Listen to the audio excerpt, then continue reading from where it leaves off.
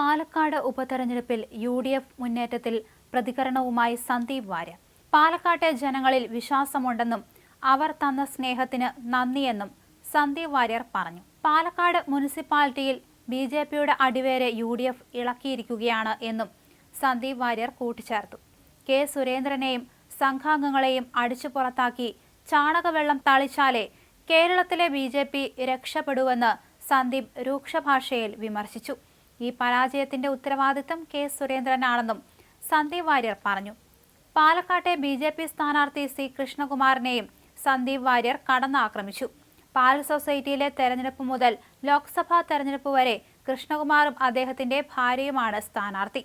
പാലക്കാട്ടെ BJPയെ ഈ രണ്ടുപേർക്കും എഴുതി കൊടുത്തതിന്റെ ഫലമാണ് ഇപ്പോൾ കാണുന്നതെന്നും സന്ദീപ് പറഞ്ഞു.